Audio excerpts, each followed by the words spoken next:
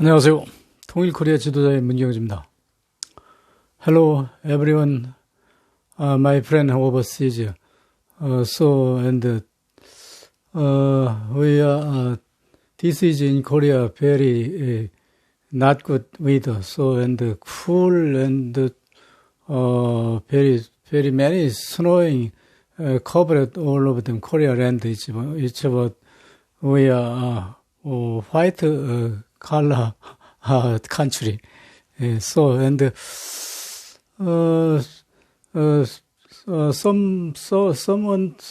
it's about not good. So if it Raya all over the New trick, we are everybody understand. So and YouTube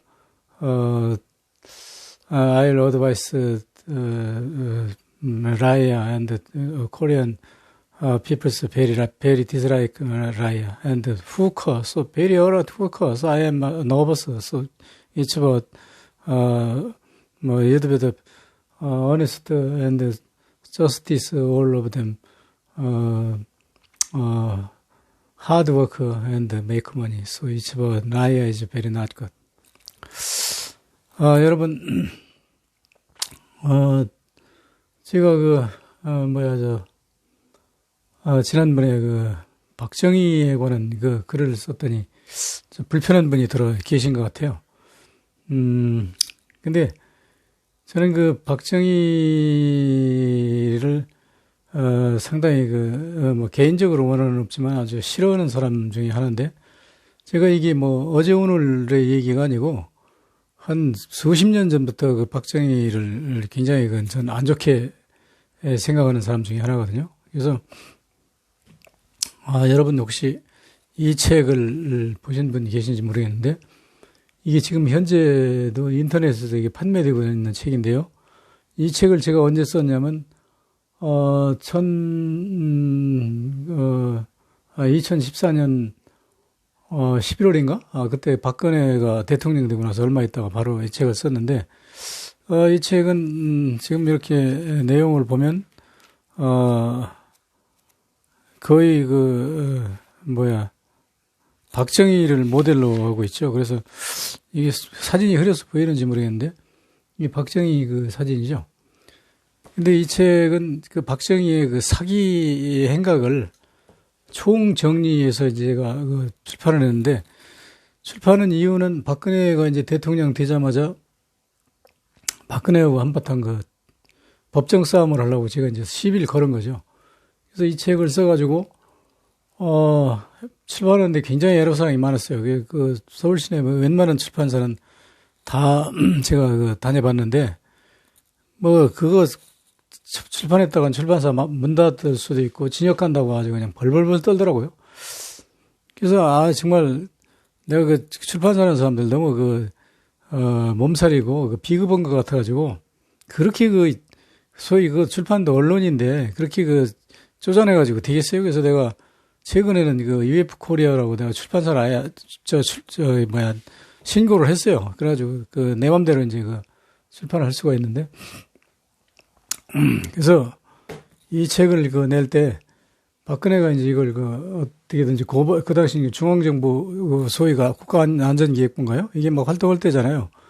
그래서 걔들이 어떻게 시비를 해가지고 나한테 법적으로 좀 올검해줄 줄 알고 했는데, 이 자식들이 이거 못 본 척 하더라고요. 그래서 내가 가만히 생각을 해보니까 두 가지인 것 같아요. 하나는 이 책을 1000부가 내가 발행했는데, 한 500부도 안 팔렸을 거야. 근데 지금도 팔고 있는데, 지금 파는 건 나하고 아무 상관없어요. 출판사하고 이미 계약은 1년인가로 끝났으니까, 출판사들이 대부분 그렇게 해가지고 나머지 파는 거는 두고라도 몇 년 후라도 하나씩 팔리면 좋고, 안 팔리면 말고 하는 식으로 그렇게 이제 장사를 하더라고요, 사람들은. 근데 출판사하고 그렇게 신강히 하다가 그 사람들도 자기 진역 가기 싫어서 안 한다는데 내가 어쩔 수 없잖아요. 그래서 그 중에 한 출판사가 이제 어떻게 제안을 하냐면, 박정희라는 실명을 빼고, 다른 무슨 닉네임이나 별명으로 하자, 출판하자 그러더라고요. 그래서 제가 좋다 그러면 가짜영웅이라고 하자 그래가지고 가짜영웅이라고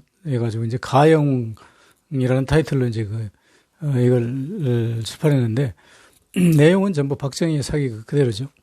그래서 요전에도 제가 박정희하고 관련된 글을 하나 올렸던 게 이 책에 다 들어있는 거예요. 이 책에 들어있는 걸 추려가지고 이제 올린 거거든요. 근데 그게 사실인가 아닌가 이걸 좀 의심하는 분이 계신 것 같은데 전부 사실이에요. 전 사실이라고 믿는 게 왜냐면 이게 사실이 아니면 전 친역 갔어요. 박근혜가 한참 절정기에 내가 그렇게 미루는 사람이 아니죠. 사실 아닌 걸 위포했다고 꼼짝없이 들어가서 살아야 되는데 내가 왜 그걸 해요. 그래서 박근혜하고 한 번 더 붙어버리려고 이제 그때 출판을 했던 건데, 그리고 내가 사실이고 아니고 강조하기 전에 여러분이 상식적으로 생각하면 답이 나와요. 왜냐하면 1961년 11월 12일 날 이제 박정희가 일본을 갔는데요. 그 당시는 일본하고 우리나라하고 국교가 없습니다. 대사관도 없고 아무것도 없어요. 없는데 국교도 없는 나라를 쿠데타한 사람이 거기부터 간다? 그런데 그게 그때 박정희가 일본만 간 게 아니에요. 일본에서 하룻밤 자고 그 다음날 이제 미국을 가는데, 다시 얘기하면 목숨 걸고 한 쿠데타를 미국으로부터 승인받기 위해서 지 마음대로 가는 게 아니잖아요. 미국에 오라고 해서 가는 거죠. 오라고 해서 가는 놈이 일본을 먼저 들렀다고 그러면 지 마음대로 갔다 그러면 미국이 뭐라고 그랬어요. 이 새끼 오지만 그럴 거 아니에요. 그거 승질나니까. 그래서 그건 박정희가 지 마음대로 간 게 아니라 미국이 일본한테 가가지고 일본한테 충분히 듣고, 내가 할 얘기 일본에다 다 했으니까 일본한테 듣고 일본 말 잘 들었으면 앞으로 이런 일본한테 어떤 역할을 준 거죠, 미국이. 그래가지고 이제 박정희가 이제 일본에 11월 12일 날 가가지고 일본 정계 지도자들을 거의 다 만나가지고 거기서 저는 선배님만 믿겠습니다. 그리고 저는 유신 일본의 메이지 유신을 아주 굉장히 존경합니다. 그 지사님들을 특히 존경합니다. 이거를 강조했다고 그러는데, 그게 왜 강조했을까요? 저는 이렇게 생각을 하고 있죠. 왜냐면, 명치 유신을 주도한 사람 중에 하나가 이제 이토 히로부미라는 이등병문인데, 이 사람을 우리나라 안정권 의사가 이제 암살했잖아요. 그러니까, 가서 명치 유신 멤버들을 존경한다고 한 얘기는 이토 히로부미를 존경한다는 얘기인데, 그러니까 저는 우리나라 안정권 의사가 이토 히로부미를 쏜 데 대해서 제가 진심으로 사죄합니다. 이 얘기를 차마 못하고 명치 유신 지사들을 존경한다고 하는 말로 이제 우회했다고 저는 그렇게 보거든요. 하여튼 그거는 내가 박정희 보고 물어보지 않았으니까 내가 장담할 수는 없는데 내 생각이 그렇다 이거죠. 그래서 이런 얘기를 하면 이제 여러분들이 되게 승질나죠. 기분 나쁘시는 분이 많이 있는 줄 알아요. 특히 태극기 부대를 중심으로 해가지고 우리나라 유지분들이 주로 그렇게 얘기를 하는데, 나 우리나라 유지라는 분들하고 태극기 부대하고 이 사람들하고 개인적으로 원한은 없는데, 너무 내가 보기엔 딱 할 정도로 무식한 건지 억지 불리는지 그게 지금 마음에 안 들어서 자꾸 이런 방송을 내가 이제 일부러 하는데요. 그렇게 해서 12일 날 제가 일본에서 하룻밤 자고 13일 날 미국으로 날아가가지고 14일 날 미국의 케네디 대통령하고 이제 회담을 하죠. 회담을 하는데 지금 인터넷 어디 뒤지면 당시에 케네디 대통령하고 박정희하고 만나는 유튜브 영상이 있어요. 근데 그때 케네디가 이렇게 좀 좋은 인상을 하죠. 박정희한테. 그래서 미소를 보고 좋은 인상을 쳐다보고 있는데, 박정희는 이제 아주 신이 난 거죠. 쿠데타를 인정받았으니까. 그러니까, 다 의자에 이렇게 버티고 앉아가지고, 케네디 대통령 각하, 저희한테 경제 원조를 좀 주시오. 이러죠. 그러니까, 케네디 참모가 옆에서 코치를 해가지고 이제 그런 소리 하면 안 된다고. 못하게 한 거죠. 근데 박정희가 한마디로 멍청한 놈이죠. 왜냐하면 쿠데타 일으키자마자 미국 사회에서는 박정희를 완전히 사람으로 보질 않고 스네이크박이라고 그래가지고, 스네이크가 뱀 아닙니까? 뱀 같은 놈이라고 그래가지고 사람 취급도 안 하는데 거기다 경제 원조를 달라고 기존 주던 식량 원조를 끊어가지고 그때 숱한 사람이 굶어 죽었다고 제가 얘기를 했죠. 저도 굶어 죽었을 텐데 그때 안 죽고 지금까지 살아있는데, 그 당시 저도 시골에서 굶어 죽는 사람들 굉장히 많이 봤어요. 제가 언젠간 그런 얘기 했죠. 친구 집이라고, 비 오는 날은 저도 이제 노는 날이니까 친구네 집을 갔는데, 낮에 한 점심때가 넘었는데 그때까지 그 어머니 아버지가 둘이 그 이불 들러쓰고 방에 있더라고. 그 굶는 사람들이 되게 이불 들러쓰고 방에 있어요. 근데 그 가가지고 어디 무슨 대접비가 그 물이 있길래 목말라가지고 그걸 벌떡벌떡 다 마셨는데 나중에 그 얘기 들으니까 그 집 그 딸이 초등학교 다녔는데 그 초등학교 가면서 세수할 물도 없어가지고 밖에는 춥고 그러니까 겨울인데 그 물 그릇에다 떠다놓고 이렇게 얼굴 이렇게 닦아가지고 머리 이렇게 만지고 그렇게 갔다고 그 물을 네가 먹었냐 그러더라고 그랬잖아요. 근데 그 물을 제가 먹었어요. 그거 다 먹었어. 다 먹었는데 그 아직도 안 죽고 지금 멀쩡하게 살았잖아요. 그러니까 그런 물 먹어서 죽는 건 아니더라고. 하여튼 그건 그렇고 그래서 이제 박정희 때문에 이렇게 굶어 죽고 우리나라가 곤란을 받았는데 그래서 미국에 가가지고 이제 그렇게 있는데 조선일보의 미국 워싱턴 특파원 하던 문명자 선생이라고 그 양반이 지금 돌아가셨는데 이 양반이 보니까 하도 딱해가지고 박정희 보고 그 잠깐 휴식 시간에 여보 지금 미국 대통령을 만나는데 선글라스 쓰고 그게 그렇게 예의도 없습니까? 당신이 아무리 군인이라고 하지만 그런 건 예의는 좀 알아야지. 그게 되겠어요. 그렇게 그건 선글라스 쓰고 그러고 앉아서 버티고 있으면. 그렇게 충고를 했다고 하잖아요. 그러니까 박정희가 선글라스 쓰면 안 되는 거예요? 또 일어나더라잖아. 하여튼 그렇게 해가지고 이제 에피소드가 있는데 그래서 이제 박정희가 이제 그렇게 해서 만나고 오면서 이제 제가 생각하기에는 너 그 차관 어쩌고 오는 거 보니까 서독에 가서 차관님이 교섭된 게 있으니까 그걸 조인 받으라 이렇게 코치를 한 것 같아요. 근데 이제 제가 그 전에 이제 일본을 박정희가 가가지고 그때 그 회담을 통해서 일본이 이제 박정희를 뒤봐주는 조건으로 해가지고 철강 포항철 제철을 우리나라 줘가지고 이제 국가 기관 산업이 발전하고 어쩌고 그래서 좋은 거 아니냐 이제 이렇게 말씀하시는 분도 계신데 우리나라의 기관 산업 육성 관련해서 여러분들이 조금 오해하시는 분이 상당히 있는 것 같아요. 근데 우리가 그 당시 세계 흐름을 알아야 되는데 어떤 거냐면 영국이 소위 누굽니까 얼굴 넓적한 여자가 누구죠? 수상하던 불의 나비라고 그러잖아요. 불나비라고 하는 여자가 대처수상인데 대처수상 전에 이미 철강산업이 언제부터 시작했냐면 아데나워 수상부터 시작했거든요. 아데나워가 이제 라인강의 기적을 일으켰다고 그래가지고 우리나라 이제 박정희가 한강의 기적을 일으켰다 이렇게 얘기를 하는데 아데나워가 독일의 이제 경제 개발의 주역인데 그 당시 2차 대전이 끝나고 독일이 어땠냐면 미국의 구호물자를 쓴 비행기가 가서 보니까 비행장이 그냥 전부 다 폭파돼가지고 비행기 앉을 자리가 없어요. 그래서 그냥 몇 개 비행장을 선회하다가 그 근처에다가 구호물자를 비행기에서 투하했어요. 그냥 땅에 떨어뜨렸어.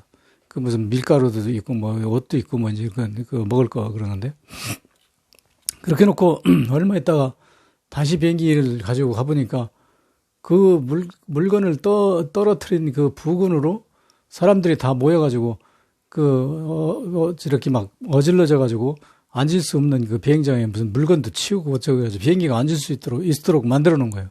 그래서 그 다음에 이제 비행기가 그거로 이제 가서 앉기 시작해가지고 거기다가 그 사람들한테 뭘 갖다 줬냐면 쉽게 얘기해서 우리나라 마냥 무슨 뜨개질 할 수 있는 거 이런 무슨 옷 만드는 거 이런 걸 이제 줬잖아요. 그러니까 그거 주면서 이거 하면 얼마 하면 이제 돈 얼마 준다고. 그러니까 그냥 미국 독일의 시민들이 막 너도나도 달려들어가지고 일감 얻어서 거기서 일을 하고 이제 이렇게 해가지고 독일 경제 성장 산업 개발이 이제 그렇게 시작한 거거든요. 그래서 그게 소위 마샬 정책이라고 그러는데 영어로 이제 메터리얼 물질 정책이다 이거죠. 근데 여러분들이 이제 잘 아시겠지만 마샬 정책이나 미국의 내션 빌딩 정책이나 이게 다 똑같아요. 어떤 그런 물질 관세에 면제하는 물질 생산을 통해서 이제 경제 성장을 한 게 독일이 이제 1번이거든요. 그래서 왜 박정희가 이제 독일에서 차관을 얻어왔다고 그러냐면 박정희가 쿠데타 일으키기 전에 1961년 3월인가 그때쯤 그 미국 대사관의 그 소개로 서독의 그 브렌터너 회장인가 하는 사람이 한국에 날라와요. 날라와가지고 그 미국이 이제 뭐라고 충고를 하냐면 너희가 지금 1차적으로 그 경제 개발을 성공했잖냐. 그러고 이제 2차적으로 이제 일본도 성공했는데 너희가 우선 그 유럽에서 선진 문명을 지금 그 구가하고 있으니까 이 경제 개발을 지금 그 도약해야 되는 대한민국을 좀 도와줘라. 도와줄 방법을 찾아라. 그리고 너희 나라는 지금 그 인적 자원이 부족해가지고 탄광을 막 그 아프리카 흑인들 막 데려다 쓰고 이러는데 그 대한민국에도 아마 그런 실업자들이 많이 있을 거다. 그러니까 그 실업자도 데려다가 이제 독일에 그 좀 이렇게 돕는 의미에서 그렇게 경제 협력을 하라. 이제 이렇게 얘기를 하니까 브렌터너가 독일이 그 미국의 힘에 의해서 미국의 그 역할에 의해서 경제가 개발된다는데 미국의 그 요청이든 요구든 이걸 거절할 수가 없죠. 그 와가지고 장면 정보하고 만나서 뭐 우리나라 이제 시찰을 했어요. 어디죠? 강원도 독일이 그 탄광지대니까 우리도 탄광이 뭐 많이 있나 해가지고 강원도 일대 탄광을 개발하다가 우선 지금 대한민국이 필요한 건 뭐냐면 세멘트가 있어야 된다. 세멘트를 지금 공장이 단양, 삼척, 문경 이쪽에 있는데 이거 가지고 부족하니까 세멘트 공장을 하나 더 지어야 된다. 그러니까 세멘트 공장을 좀 지어주면서 이것을 지어주고 만약에 돈을 우리가 못 갚으면 차관 형태로 해서 이제 못 갚으면 너희가 그 태백산맥 개발 프로젝트를 활용해가지고 나중에 연탄을 캐서 석탄을 캐서 가져가라. 뭐 그런 상태까지는 오진 않겠지만 하여튼 그걸 담보로 해가지고 차관을 달라 해가지고 구두로 다 합의됐어요. 그래서 이제 소위 그 태백산맥 개발 프로젝트예요. 그게. 그래가지고 이제 그 막 추진하려고 그러는 찰나에 박정희가 쿠데타를 일으켜가지고 그게 이제 물밑으로 갔죠. 근데 박정희가 무슨 그 경제 개발을 다 했다고 그러는데 그 천만의 말씀이에요. 박정희가 이미 박정희 쿠데타 하기 전에 장면 정부가 그 경제 개발 시작을 했어요. 시작을 해가지고 우선 춘천 오고 서울 간 그 고속도로를 포장을 시작했어요. 왜 그러냐면 그 당시는 겨울만 되면 이게 그 빙판이 지고 막 이래가지고 이 석탄을 못 실어내. 그 당시 소위 콜컬처라고 그래가지고 석탄 문화 시대거든. 근데 그 석탄을 수송이 안 돼가지고 막 연탄 파동 나고 매년 그런 그 문제가 생기니까 우선 그 춘천 오고 그쪽을 그 고속도로를 일반 도로를 포장을 해야 되겠다. 그래가지고 김대중 대통령이 그 경부고속도로 반대했다고 그러는데 그 사람이 단순하게 경부고속도로만 반대한 사람이 아니에요. 그 사람이 그 강원도에서 국회의원이 됐잖아요. 그러니까 강원도 오고 춘천 오고 서울 오고 고속도로를 먼저 놔라. 1번으로 놔라. 그리고 그 다음에 2번으로 경상도 쪽에 경부고속도로를 놔라. 왜냐면 그 당시는 겨울에 연탄을 못 대면 다 그냥 얼어 죽고 굶어 죽는 지경이니까 우선 춘천도로 더 먼저 해라 해가지고 그렇게 반대한 사람 아니에요. 그래서 하여튼 그렇게 해서 이제 장면 정부가 이제 춘천하고 서울 간 도로 포장 공사를 시작하고 있는 찰나에 이제 박정희가 쿠데타를 했단 말이에요. 쿠데타를 해가지고 이걸 딱 보니까 서독에서 우리나라의 차관을 주기로 돼 있는데 시멘트 공장을 지어주는 그 플랜트 차관을 주기로 돼 있단 말이에요. 그러니까 박정희가 데리고 있던 천병규라고 육군 대령인가 그런데 이 사람을 독일로 대통령 특사 자격으로 보내가지고 거기 가서 시멘트 공장 짓는 그 차관을 돈으로 바꿔달라. 그래가지고 그거 될 때까지 가서 기다리고 있어라.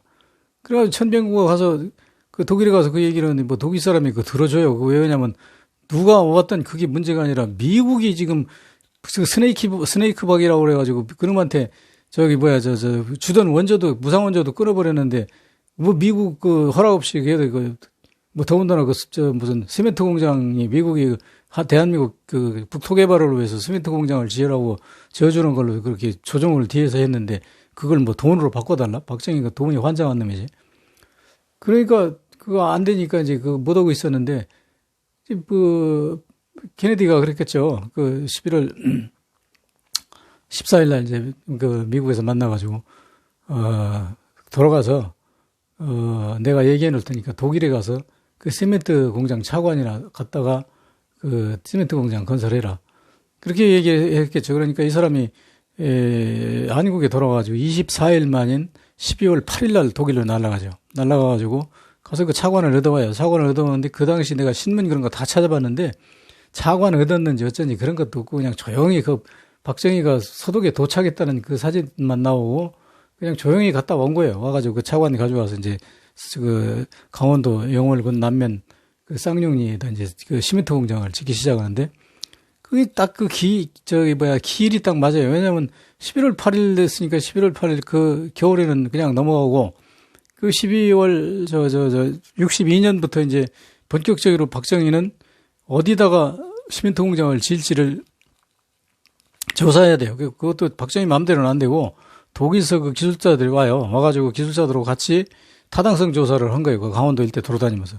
그래서 그 적지가 어디냐면 강원도 영월군 쌍용리, 남면 쌍용리 그 뒤 산이 어마어마한 산, 그 산이 그게 무슨 고개라고 그래요? 그 아주 무지무게 그 제천선 넘어가는 그 고개인데 아주 버스가 막 이렇게 어떻게 가는 고개예요. 근데 그 고개를 넘어가는 그 큰 산이 전부 다 그 청원석이란 말이에요. 그래가지고 시멘트 만들 수 있는 돌이거든. 그래가지고 거기가 이제 시적지라고 생각이 돼서 거기다가 이제 시멘트 공장을 짓고 있는데 진짜 그 시멘트 공장을 이제 부지를 선정하는데 몇 개월 걸리고 또 몇 개월 걸리고 독일에서 시멘트 공장을 설계하는데도 몇 개월 걸리죠. 그래가지고 1962년 제가 생각엔 한 말인가 같은 그때쯤 시작한 걸로 보는데 제가 그 63년도인가 4년도인가 거기 그 노가다를 하러 갔는데 1공장은 돌아가고 있더라고요. 돌아가고 있고 2공장을 그때 지으려고 준비하고 있더라고요. 짓고 있었는가 그런 것 같아. 근데 64년도에 간 것 같아. 박정희가 64년도에 가서 그 2차 플랜트 조인을 하고 왔거든요. 근데 그게 그 박정희가 이제 뭐라고 사기치냐면 그 후로 그때는 조용히 있다가 한 몇 년 지나고 나서 박정희가 독일에 가가지고 간호사하고 탄광 근로자들 월급을 담보로 해서 차관을 얻어왔다.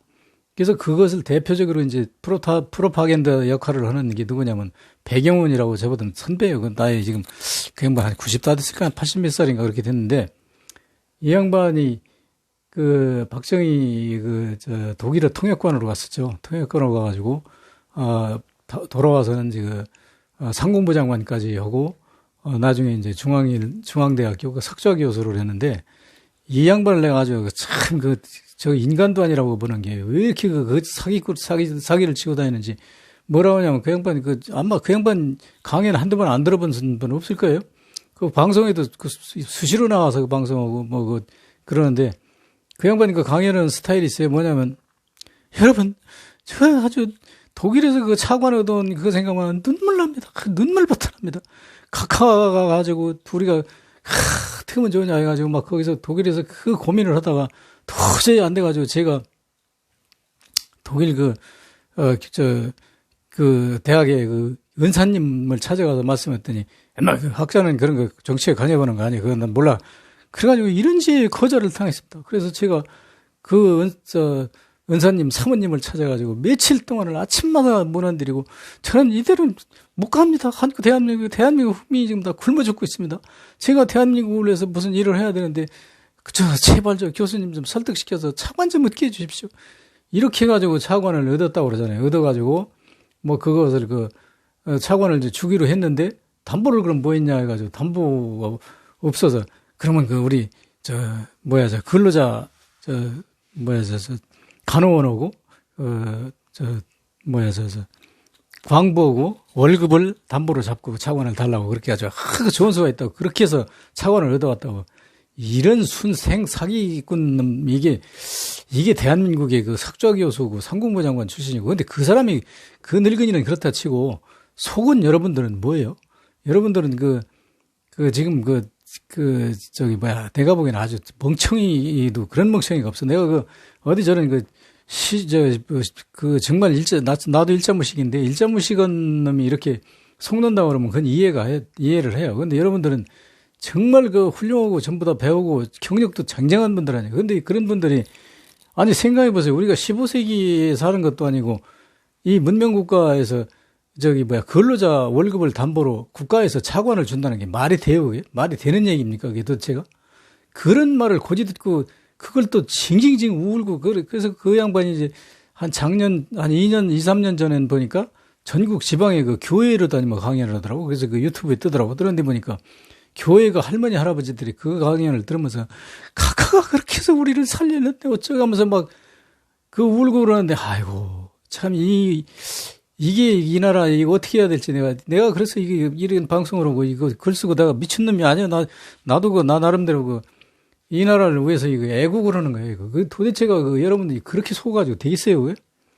그래가지고 결국은 요즘은 이제 문재인 대통령 들어서 나서 그 늙으니까 이제 너무 늙어서 그런지 그런 방송 잘 안 하던데 이 방송하고 신문사 이런 게요.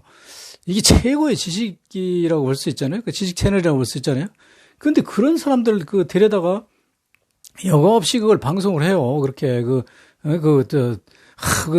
백 박사님이 독일에 가서 차관에 얻어온 얘기 좀 해주십시오. 그러면 말도 마시오. 박정희 대통령과 아우토반 도로에 가가지고 입맞춤 이러면서 우리 독일 콜 수상이 당신도 이렇게 우리처럼 철강 개발을 하고 이렇게 고속도로도 하고 그래서 그걸 하겠다고 벤치마킹 하고 왔다고. 그게 산업 시찰을 한 건 사실이에요. 그렇지만 이런 사기꾼이 이게 우선 첫째적으로요.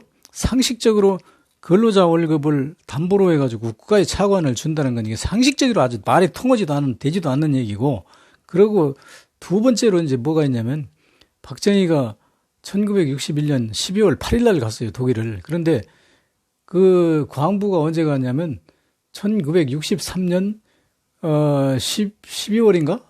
그때 128명이 처음 갔어요. 그러면 다시 얘기하면 박정희가 서독에 갔던 첫 번에 갔던 2년 후에 이제 광부가 드디어 이제 독일에 가거든요. 그러고 나서 간호원은 언제 갔냐면 66년 1월 31일 날 113명인가? 그렇게 갔어요. 그러면 간호원은 얼마요? 한 5년 5년 후에나 이제 서독에 가고, 또 광부는 2년 후에나 서독에 가는데, 그때 가서 무슨 독일 정계가고 독일 교수한테 교수 사모님한테 쫓아가서 울어가면서 했다. 이게 소위 이게 대학 교수라는 놈이 있다면 이런 놈한테 받는 그런 놈은 대학 다녀야 돼요. 나 그거 참나 우리나라 사람들이 그게 말이 되고 가지도 않은 근로자의 월급을 담보로 했다는 게 영상 합성해가지고 말이에요. 그때 광부가 마치 있었던 것처럼 막 흔들고 그러다가 배경원이 내가 강의를 여러 번 내가 추적해서 들어봤는데 헷갈려요. 어떤 데는 64년에 갔다고 했다. 첫 번에는 61년에 갔을 때 했다고 했다. 두 개 섞어가지고 이제 믹싱해가지고 헷갈리게 하는데 책도 아마 그런 책을 썼을 거예요. 근데 그게 이제 내가 보기에는 뭐냐면 64년도에 갔을 때 박정희가 환영받았어요. 광부들하고 이제 환영식을 공식 받았는데, 광부들이 그때 뭐 했냐면, 광부들이 가 있었는데, 간호원들은 그때 뭐냐면 그 전에, 1945년 우리가 해방되고 나서 독일의 선교사들이 우리나라에 굉장히 많이 왔어요. 미국서도 많이 오고. 근데 그 당시 우리나라에서 와서 사는 거 보니까 이게 사람 사는 것 같지 않잖아요. 그러니까 선교사들이 하도 닦으니까 이 시골에 있는 아가씨들 한 18, 19살 먹은 아가씨들을 독일로 몰래 친지 동행식으로 데리고 가가지고 독일 병원에다가 이제 간호조무사로 취직을 시켰어요. 이 사람들은 간호원 자격도 없고 전혀 아무것도 문외한들이죠. 그러니까 가서 이 여자들이 할 수 있는 게 뭐냐면 환자 수발하고 이렇게 다 죽어가는 사람 수발하고 죽은 사람 시체 닦는 이거 두 가지를 했거든. 그러니까 피눈물을 흘리면서 거기서 했죠.